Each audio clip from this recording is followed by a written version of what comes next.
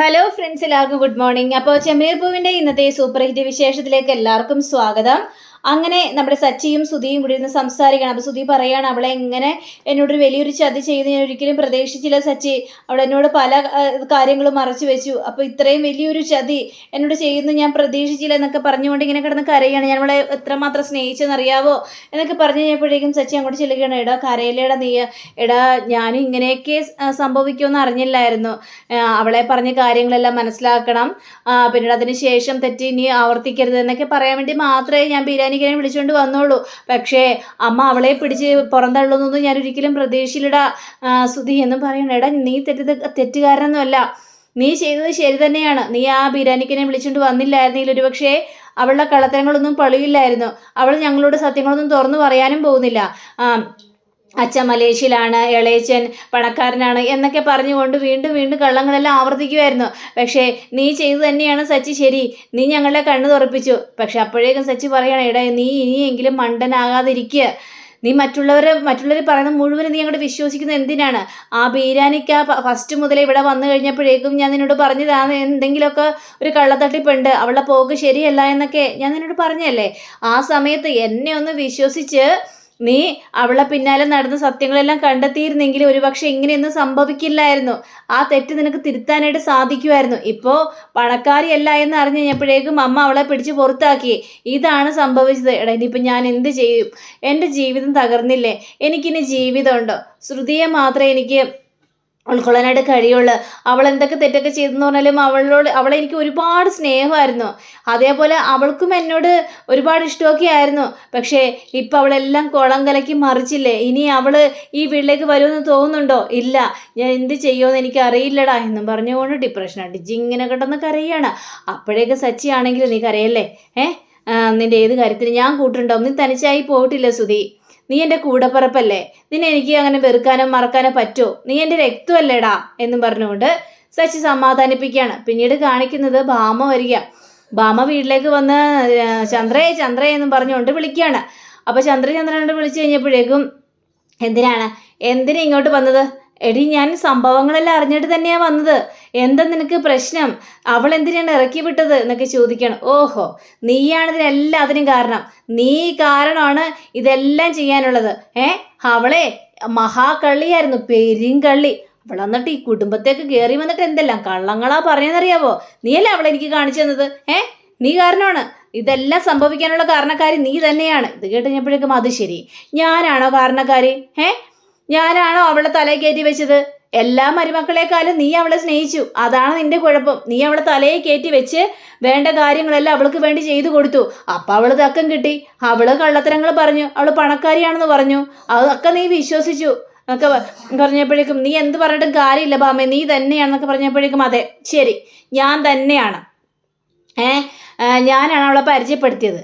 പക്ഷേ ഞാൻ പരിചയപ്പെടുത്തുമ്പോൾ നീ അവളെക്കുറിച്ച് അന്വേഷിക്കണമായിരുന്നു. ഞാൻ നിന്റെ മോന് അവളെ കല്യാണം കഴിച്ചു കൊടുപ്പിക്കാൻ പറഞ്ഞു ഞാൻ ഇല്ലല്ലോ. അവള് പണക്കാരിയാണെന്ന് അറിഞ്ഞു കഴിഞ്ഞപ്പോഴേക്ക് മകനെ കൊണ്ട് കെട്ടിക്കണം. നിനക്ക് അവളുടെ സ്വത്തിലും ഇതിലും മാത്രമേ നിനക്ക് ആഗ്രഹം ഉണ്ടായിരുന്നുള്ളൂ. അതുകൊണ്ടാ അവളെ പിടിച്ച് നീ സുധിയുടെ തലയിൽ ഏൽപ്പിച്ചത്. ഇപ്പം അതെല്ലാം എൻ്റെ കുറ്റമായി മാറിയോ? ഞാൻ ഇതിൽ ഒരു തെറ്റും ചെയ്തിട്ടില്ല ചന്ദ്രേ. അതിനെക്കുറിച്ച് നീ കൂടുതൽ വിശദീകരിക്കേണ്ട ആവശ്യമൊന്നുമില്ല. ഇത് കേട്ട ചന്ദ്രക്ക് ദേഷ്യം വരിക. അപ്പം ചന്ദ്ര പറയണം, ശരി നീ മിണ്ടാതിരിക്കുക, എല്ലാം ചെയ്തത് ഞാൻ തന്നെയാണ്. ഞാൻ അവളെ കൂട്ടിക്കൊണ്ടുവന്ന് പണക്കാരിയാണെന്ന് അറിഞ്ഞപ്പോഴേക്കും എൻ്റെ മോന് ഞാൻ കെട്ടിച്ചു കൊടുത്തു. അതെല്ലാം ചെയ്തത് ഞാൻ തന്നെയാണ്. എന്താ സമാധാനമായല്ലോ? നീ അങ്ങനെ പറയല്ലേ. നീ ശ്രുതിയെ ഇറക്കി വിട്ടു. അതെ, ശ്രുതിയുടെ ഭാര്യയാണ് ശ്രുതി. അത് നീ എന്താ മനസ്സിലാക്കാത്തത്? അവൻ എത്രമാത്രം സങ്കടം ഉണ്ടാവും. നീ അവളെ പോയി വിളിച്ചോണ്ട് വാ. ഞാൻ വിളിച്ചോണ്ട് വരാനോ? ആ പെരിങ്കള്ളിയെ ഞാൻ ഇനി ഈ വീട്ടിലേക്ക് വിളിച്ചോണ്ട് വരാനോ? നടക്കില്ലത്. ഒരിക്കലും നടക്കാത്ത കാര്യമാണ് നീ ഇപ്പം എൻ്റെ മുന്നിൽ കിടന്ന് പറയുന്നത്. അത് നടക്കാൻ പോകുന്നില്ല. എന്തുകൊണ്ട് നടക്കുന്നില്ല? നീ തകർക്കാൻ പോകുന്നത് ശ്രുതിയുടെ ജീവിതമാണ്. അവന് സങ്കടമില്ലെന്നാണ് നിന്റെ വിചാരം. അവനൊരു സങ്കടവുമില്ല. അവൻ എൻ്റെ മോനാണ്. അവനറിയാം എന്താണ് കാര്യങ്ങളൊക്കെ എന്ന്. അവളെ വെറുതെ അല്ലല്ലേ ഞാൻ പിടിച്ച് പുറത്താക്കിയത്. അവൾ അത്രയും വലിയൊരു തെറ്റ് ചെയ്തുകൊണ്ടല്ലേ ഞാൻ പുറത്താക്കിയത്. അപ്പോൾ അതുകൊണ്ട് അവൻ എല്ലാ കാര്യങ്ങളും അറിയാം. അവൻ എൻ്റെ ഒപ്പം തന്നെ നിൽക്കും. അവൾ ഇനി കുടുംബത്തേക്ക് കയറില്ല. അവളെ ഈ കുടുംബത്തേക്ക് കയറ്റാനായിട്ട് ഞാൻ സമ്മതിക്കില്ല എന്ന് പറഞ്ഞാൽ സമ്മതിക്കില്ല എന്ന് ചന്ദ്രവാശി പിടിച്ച് പറയണം. നിന്നോട് പറഞ്ഞിട്ടൊന്നും ഒരു കാര്യമില്ല. നീ ദേ അവളെ ദേ വെറുതെ സ്നേഹിച്ചില്ലേ? അതെ, ഞാൻ വെറുതെ സ്നേഹിച്ചു. ഇപ്പം മനസ്സിലായല്ലോ, ആ രേവതിയെ പോലെ തന്നെ ദരിദ്രവാസിയാണ് ശ്രുതിയൊന്നും. അതുകൊണ്ട് അവൾ ഇനി ഇവിടെ വേണ്ട. ഓഹോ, അപ്പൊ നീ പണക്കാരി ആയതുകൊണ്ടാണ് സ്വീകരിച്ചല്ലേ? എന്നാലും ശ്രുതിയാണ് നിന്റെ മോൻ്റെ ഭാര്യയല്ലേടി. ആ ഒരു പരിഗണനയെങ്കിലും അവൾക്ക് കൊടുക്കാനായിട്ട് പാടില്ലേ എന്ന് പറഞ്ഞപ്പോഴേക്കും ഒരിക്കലുമില്ല, ഞാൻ അവൾക്ക് ഒരു പരിഗണനയും കൊടുക്കാനായിട്ട് പോകുന്നില്ല. ഇനി അവള് എൻ്റെ കൺമുന്നിൽ വന്നു പോകരുത്, എനിക്കിഷ്ടമല്ല അവളെ എന്നും പറഞ്ഞുകൊണ്ട് ചന്ദ്ര കടുത്ത തീരുമാനങ്ങൾ പറയാം. പിന്നീട് ഭാമയ്ക്കൊന്നും പറയാനായിട്ട് പറ്റിയുമില്ല. ഭാമ അവിടുന്ന് പോവുകയും ചെയ്യാണ്. അങ്ങനെ പിന്നീട് കാണിക്കുന്നത് ആ പോലീസ് ഓഫീസറെയാണ്, അരുണിനെ. അപ്പം അരുൺ ഒരു റെസ്റ്റോറൻറ്റിൽ കയറി നിന്ന് ഭക്ഷണം ഓർഡർ ചെയ്തേക്കുക. അപ്പോഴാണ് സച്ചിയും സച്ചിയുടെ കൂട്ടുകാരനും കൂടി വരുന്നത്. അപ്പം ഈ അരുണിനെ ഇവർ കാണുന്നുമില്ല. അപ്പം ഇവർ ഈ അരുണിൻ്റെ തൊട്ടിപ്പുറത്ത് തന്നെ ഈ സച്ചിയും കൂട്ടുകാരും നിൽക്കുക. പെട്ടെന്ന് ഈ പോലീസുകാരൻ പറയാണ്, അതെ ചേട്ടാ ഒന്ന് പെട്ടെന്ന് വേണം കേട്ടോ എന്നും പറഞ്ഞുകൊണ്ട് തിരിഞ്ഞു നോക്കുമ്പോൾ ദേ സച്ചിയെ കണ്ട് രണ്ടുപേരും അങ്ങോട്ടും ഇങ്ങോട്ടും തറപ്പിച്ചങ്ങനെ നോക്കിക്കഴിഞ്ഞപ്പോഴേക്കും കൂട്ടുകാരൻ ചോദിക്കുകയാണ്, ഇതെന്താടാ സച്ചി, നിന്നെ തന്നെ അയാളിങ്ങനെ തറപ്പിച്ച് നോക്കുകയാണ്? അതൊരു പ്രശ്നം ഉണ്ടായിരുന്നടാ. എടാ അന്ന് എൻ്റെ വണ്ടി പിടിച്ചു വെച്ചില്ലേ, അത് ഇയാളാ. അതിൻ്റേതായ ഒരു കലിപ്പൊക്കെ ഉണ്ട്. കാരണം ഇയാൾ വിചാരിച്ച പോലെ പ്രശ്നങ്ങൾ ഉണ്ടാക്കാൻ സാധിച്ചില്ല, എനിക്ക് വണ്ടി തിരിച്ചു കിട്ടിയല്ലോ, അതിൻ്റേതായ ഒരു കെറിവെപ്പൊക്കെ ഉണ്ട്. അപ്പോൾ ഭക്ഷണം കൊണ്ട് ഈ വെയിറ്റർ വരിക, ഭക്ഷണം കൊടുക്കുകയാണ്. പക്ഷേ ഇവർ രണ്ടുപേരും എന്തൊക്കെയോ സംസാരിച്ച് കളിച്ചിരിച്ച് സംസാരിക്കുകയാണ്. പക്ഷേ ഈ അരുണിൻ്റെ വിചാരം ഇയാളെക്കുറിച്ചാണ് എന്തൊക്കെയോ പറയുന്നതെന്നാ വിചാരം. ഇവരെന്നെക്കുറിച്ച് എന്നെ പറയുന്നത്, എന്നെക്കുറിച്ച് പറഞ്ഞ് കളിയാക്കി ചിരിക്കുകയാണ് രണ്ടുപേരും കൂടി എന്നൊക്കെ ചിന്തിക്കുക. അപ്പോൾ സച്ചിയും ഈ കൂട്ടുകാരനും ഇവരെ ഈ അരുണിനെ നോക്കുന്നുണ്ട്. അങ്ങനെ കുറച്ച് കഴിഞ്ഞപ്പോഴേക്കും നമ്മുടെ ഈ പോലീസുകാരനാണെങ്കിൽ അമ്മയെ വിളിക്കുന്നത് പോലെ അഭിനയിക്കുക. അമ്മേ, ഞാനിവിടെ റെസ്റ്റോറൻറ്റിൽ തന്നെ ഉണ്ട് അമ്മേ, ഭക്ഷണം കഴിക്കാൻ. ഞാൻ കഴിക്കുന്നതോ ദോശ അമ്മേ എന്ന് പറയുകയാണ്. പക്ഷേ എനിക്ക് കഴിക്കാനായിട്ട് പറ്റുന്നില്ല അമ്മേ. അതോ, ചില മനുഷ്യരുണ്ട്, വൃത്തികെട്ട മനുഷ്യർ. അവരെയൊക്കെ കൺമുന്നിൽ വന്നിരുന്ന് കഴിഞ്ഞിട്ടുണ്ടെങ്കിൽ അവരെയൊക്കെ കണ്ടു കഴിഞ്ഞാൽ കഴിക്കാനായിട്ട് പറ്റില്ല അമ്മേ. അറപ്പ് തോന്നും, ഒരു പട്ടിയുടെ ജന്മം, ഒരു നശിച്ച പട്ടിയുടെ ജന്മം. ശരി അമ്മേ എന്ന് പറഞ്ഞുകൊണ്ട് ഫോൺ വയ്ക്കാം. അപ്പോഴേക്കും ഈ സച്ചി അവിടെ നിന്ന് ചാടി എണീക്കാൻ, സാറേ ചുമ്മാ കിടന്ന് സാറേ വഷളാകാൻ നിൽക്കരുത്. എന്താടാ നിനക്ക് എന്താടാ വേണ്ടത്? സാറിപ്പോൾ പറഞ്ഞത് എന്നെക്കുറിച്ചാണെന്ന് എനിക്ക് മനസ്സിലായി. ആണടാ, നിന്നെക്കുറിച്ച് തന്നെയാണ് പറഞ്ഞത്. അപ്പോൾ വേറൊരുത്തന്നെ അവിടെ നിന്ന് വീഡിയോ എടുക്കുന്നുണ്ട് ഇവർ സംസാരിക്കുന്നത്. സാറേ വേണ്ട സാറേ, സാറിനി അങ്ങനെ പറയാൻ നിൽക്കരുത് സാറേ. പറഞ്ഞ നീ എന്ത് ചെയ്യൂടാ? എന്താ നീ എന്നെ പിടിച്ച് തല്ലോ? എനിക്കെന്നതൊന്ന് കാണണമല്ലോ. എടാ നീ തല്ലട, ധൈര്യോടെ നീ തല്ല്.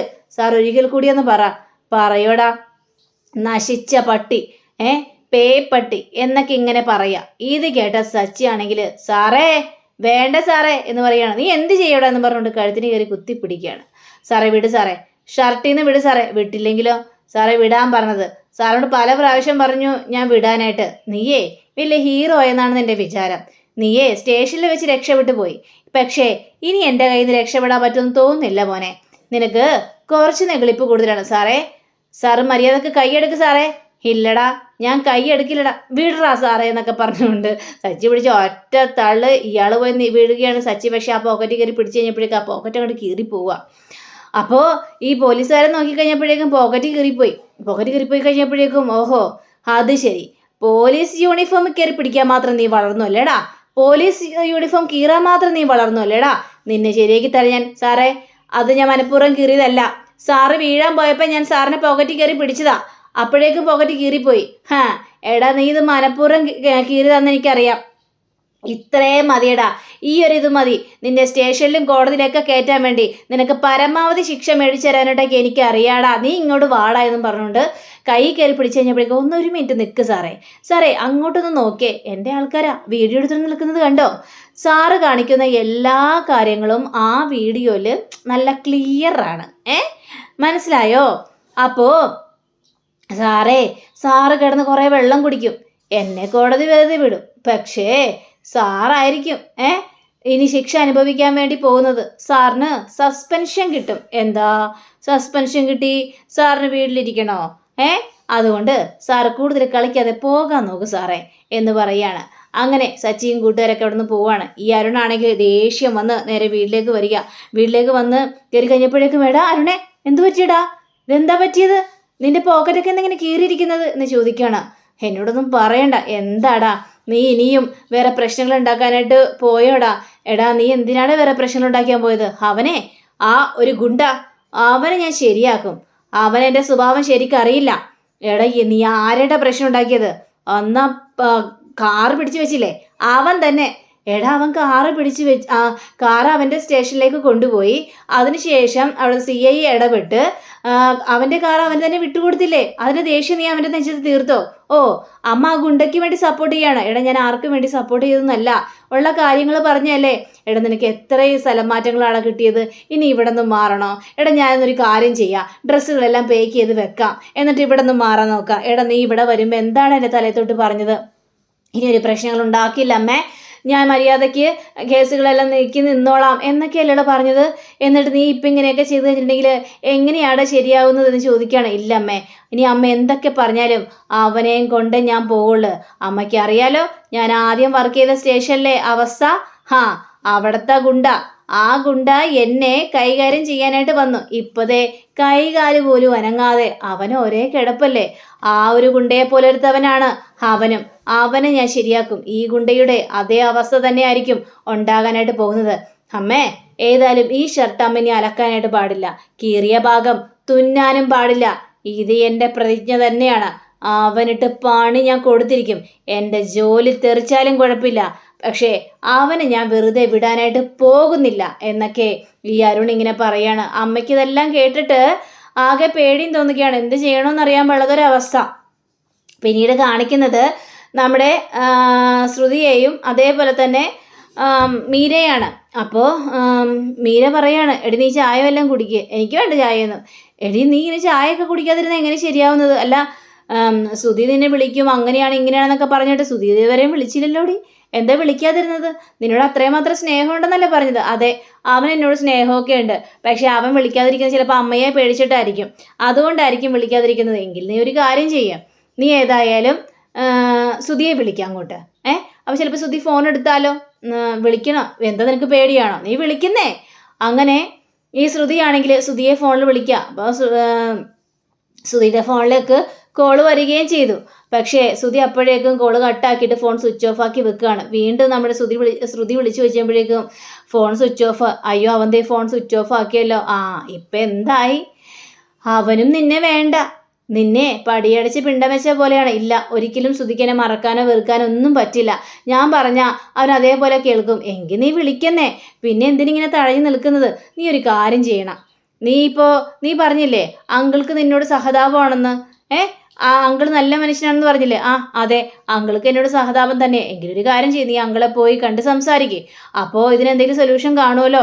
എടി ഞാനേ ഇപ്പം എങ്ങനെയാണ് സംസാരിക്കേണ്ടത്? അല്ല ഞാൻ പറഞ്ഞാൽ അത് വലിയൊരു പ്രശ്നമായി മാറൂലേ? എന്നെ ആൻറ്റിയെ അടിച്ച് പുറത്താക്കി കഴിഞ്ഞപ്പോഴേക്കും അങ്കിള് മാത്രമേ അവിടെ എനിക്ക് സപ്പോർട്ടായിട്ട് നിന്നുള്ളൂ. അത് വേണ്ടാന്നൊക്കെ പറഞ്ഞുകൊണ്ട് തടഞ്ഞോളൂ. പക്ഷേ അങ്കിളോട് ഞാൻ എങ്ങനെയാണ് നേരിട്ട് സംസാരിക്കുന്നത്? പക്ഷേ അങ്കിളോട് സംസാരിക്കാൻ പറ്റിയ ഒരാളുണ്ട്. അയാൾ പറഞ്ഞാൽ ചിലപ്പോൾ അങ്കിള് കേൾക്കും.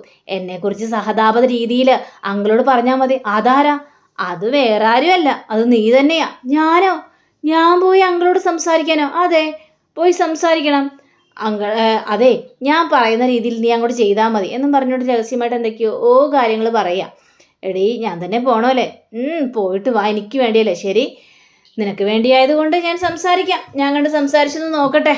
അപ്പോൾ എന്തൊക്കെയാണ് തീരുമാനങ്ങളെന്നൊക്കെ അറിയാലോ. അത് തന്നെയാണ് ഏറ്റവും നല്ലത്, അല്ലെങ്കിൽ എൻ്റെ ജീവിതം താറുമാറായി പോകോടി എന്നൊക്കെ പറയാണ്. അങ്ങനെ നമ്മുടെ മീരയാണെങ്കിൽ രണ്ടും കൽപ്പിച്ച് ഈ രവി ജോഗിങ് ചെയ്യുന്ന ആ സ്ഥലത്ത് പോയി നിൽക്കുകയാണ്. അപ്പോൾ രവി ദാ വരുന്നു. മീരേ, ഇതെന്താ മീര ഇവിടെ? അങ്കിള് ജോഗിങ് ചെയ്യാൻ ഇറങ്ങിയതാണോ? അതെ. മീര എവിടെ പോവാ? ഞാൻ എൻ്റെ ഒരു ഫ്രണ്ടിനെ കാണാൻ വേണ്ടി വന്നതാണ്. അപ്പോഴേ അങ്കിള് ജോഗിങ് കഴിഞ്ഞോട്ട് വരുന്നു എന്ന് പറയാണ്. എന്തൊക്കെയുണ്ട് മീര വിശേഷങ്ങൾ? നല്ല വിശേഷം. എങ്കിൽ പിന്നെ കൂട്ടുകാരിയെ പോയി കണ്ടോ, ഞാൻ പോവാന്ന് പറഞ്ഞുകൊണ്ട് നിന്ന് കഴിഞ്ഞപ്പോഴേക്കും നമ്മുടെ ഇതാണെങ്കിൽ ഇങ്ങനെ നിൽക്കുകയാണ്. അപ്പോഴേക്കും മീരയാണെങ്കിൽ അങ്കിളെ ഒന്ന് നിന്നേ അങ്കിളെ, ഒരു കാര്യം പറയാനുണ്ടായിരുന്നു. എന്ത് കാര്യം? അല്ല ശ്രുതി എൻ്റെ വീട്ടിലാണ് താമസിക്കുന്നത്. അതെനിക്കറിയാലോ. എന്നിട്ട് എന്താ അങ്കിള് ശ്രുതിയെക്കുറിച്ച് ഒരു വിവരം പോലും ചോദിക്കാത്തത്? ഞാൻ എന്തിനാ അവളെക്കുറിച്ച് ചോദിക്കുന്നത്? അവൾ അത്രയ്ക്കും കാര്യങ്ങളല്ലേ ചെയ്തു കൂട്ടിയത്. അവൾ ചെയ്ത കാര്യങ്ങളൊന്നും എനിക്ക് മറക്കാനായിട്ട് പറ്റില്ല അങ്കിളെ. അവളൊരു നിസ്സാര കാര്യമല്ലേ ചെയ്തത്? ശരി, അവൾ നിസ്സാര കാര്യമാണോ ചെയ്തത്? അവൾ ചെയ്തത് മഹാകള്ളത്തരമാണ്. കുടുംബത്തെ ഒന്നടങ്കം പറ്റിച്ചാണ് അവളവിടെ ജീവിച്ചത്. അതൊന്ന് ചിന്തിച്ച് നോക്കിക്കണ്ടേ അങ്ങളെ. അപ്പം എന്താ സുധി കള്ളം പറഞ്ഞിട്ടില്ലേ അങ്ങളെ? സുധി എന്തോരം കള്ളം പറഞ്ഞിട്ട് ചെയ്തിട്ടുണ്ട്, എന്നിട്ട് അങ്ങള് ക്ഷമിച്ചില്ലേ? അപ്പോൾ ശ്രുതിയുടെ ഈ ഒരു കാര്യമാണ് ക്ഷമിക്കാൻ പറ്റാത്തത്. അങ്ങളെ ഇത് വല്ലാത്തൊരു കഷ്ടം തന്നെയാണ് കേട്ടോ അങ്ങളെ. അങ്ങളെ ഇങ്ങനെയൊന്നും ചെയ്യാൻ പാടില്ലായിരുന്നു അങ്ങളെ. അവൾ എത്രമാത്രം വിഷമിക്കണമെന്ന് അറിയാവോ? പിന്നെ ശ്രുതിയുടെ ഭാര്യയല്ലേ ശ്രുതി. അപ്പോൾ ഇതേപോലെ ആൻറ്റി അടിച്ചിറക്കി വിടുന്നത് അത് ശരിയായ കാര്യമാണോ എന്നൊക്കെ ചോദിക്കുകയാണ്. എന്ത് ശരിയായ കാര്യം? അവള് അടിച്ചിറക്കി വിട്ടത് ശരിയായ കാര്യമാണെന്ന് എനിക്ക് തോന്നുന്നില്ല. പക്ഷേ അവൾ ചെയ്ത കാര്യങ്ങളൊക്കെ ശരിയാണ്. അതുകൊണ്ട് എനിക്കിതിൽ കൂടുതൽ ഒന്നും ചെയ്യാനായിട്ട് പറ്റില്ല എന്നും പറയാം. ഇതൊക്കെ കേട്ട് കഴിഞ്ഞപ്പോഴേക്കും അങ്കിളെ ദയവ് ചെയ്ത് അങ്കിള് പറഞ്ഞാൽ കേൾക്കുമല്ലോ. അങ്കിള് ശ്രുതിയെ വന്ന് വിളിക്കണം. ഓ വിളിക്കണമെന്ന് എനിക്ക് പറ്റില്ല. അവളെ ഞാനിനി തിരിച്ച് വിളിക്കുന്ന പ്രശ്നവുമില്ല. എന്തൊക്കെ സംഭവിച്ചാലും ശരി. പിന്നെ ശ്രുതി അവൻ്റെ താല്പര്യമാണ് എൻ്റെ താല്പര്യം. അവൻ്റെ ഭാര്യയെ തിരിച്ചു കൊണ്ടുവരണമെങ്കിൽ കൊണ്ടുവന്നോട്ടെ. പക്ഷെ അതിനു വേണ്ടി ഞാൻ അവനോടൊന്നും സംസാരിക്കാനായിട്ട് പോകുന്നില്ല. പിന്നെ മീര താനെന്തിനാണ് എന്നെ ഇവിടെ കാത്തുനിന്നൊക്കെ എനിക്ക് മനസ്സിലായി മോളെ. കാരണം കൂട്ടുകാരിയെ കാണാൻ വേണ്ടി പോകാനൊന്നുമല്ല, പക്ഷേ എന്നെ കാണാൻ വേണ്ടി തന്നെയാണ്. ശ്രുതി പറഞ്ഞു വിട്ടതായിരിക്കും അല്ലേ? അവളിപ്പോഴും കള്ളത്തരങ്ങളൊന്നും മറന്നിട്ടില്ല. അവളെ എപ്പിനി നന്നാകാൻ വേണ്ടിയാ. അവൾ ഒരിക്കലും നന്നാകാനായിട്ട് പോകുന്നില്ല എന്നും പറയാണ്. മീര അങ്ങോട്ട് ചെല്ല്, എന്നിട്ട് അവളുടെ അടവൊന്നും ഇനി നടക്കില്ലെന്ന് പറഞ്ഞേര് എന്ന് പറയുകയാണ്.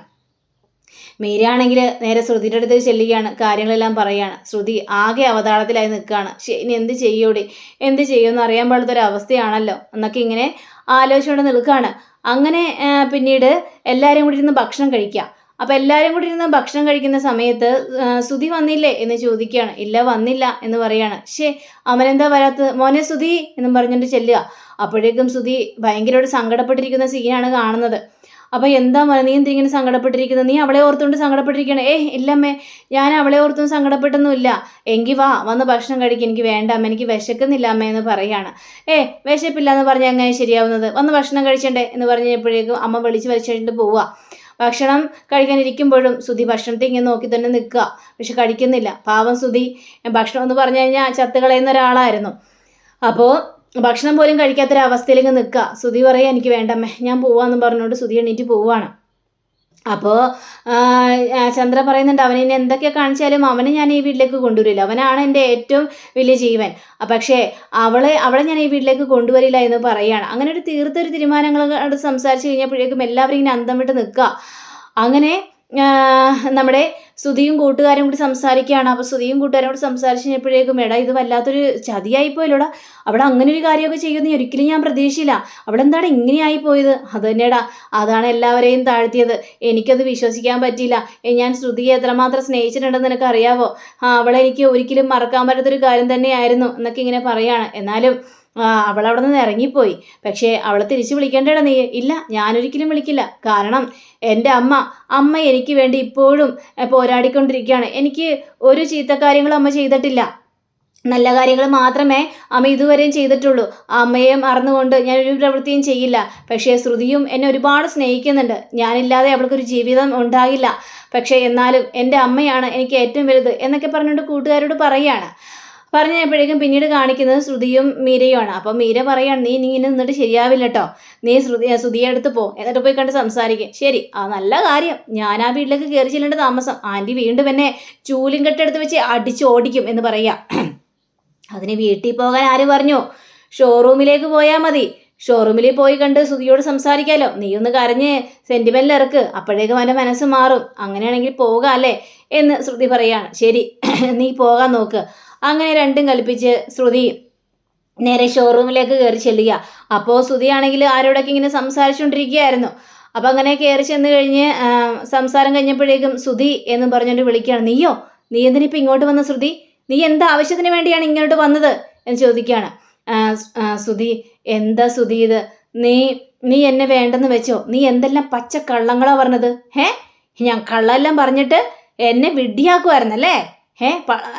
ഞാനൊരു വിഡ്ഢിയായതുകൊണ്ട് നീ പറയുന്ന കാര്യങ്ങൾ മുഴുവനും വിശ്വസിച്ചു, എന്നിട്ട് ഒരു കൂസലുമില്ലാതെ നീ വീണ്ടും വന്നിരിക്കുകയാണല്ലോ ഇവിടെ എന്ന് ചോദിക്കുകയാണ്.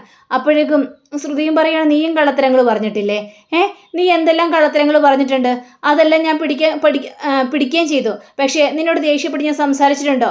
വീട്ടുകാരെല്ലാം നിന്നെ കുറ്റപ്പെടുത്തുമ്പോഴും ഞാൻ നിനക്ക് വേണ്ടി സപ്പോർട്ടായിട്ട് നിന്നിട്ടല്ലേ ഉള്ളൂ എന്നിങ്ങനെ ചോദിക്കുമ്പോൾ, ദാ വരുന്നടാ നമ്മുടെ ചന്ദ്ര, എടി എന്ന് വിളിച്ചുകൊണ്ട് രണ്ടുപേരും ഞെട്ടി നിൽക്കുകയാണ്. അപ്പം അങ്ങനെയും കാണിച്ചുകൊണ്ടാണ് നമ്മുടെ ഇന്നത്തെ ഈ വീഡിയോ അവസാനിച്ചിരിക്കുന്നത്.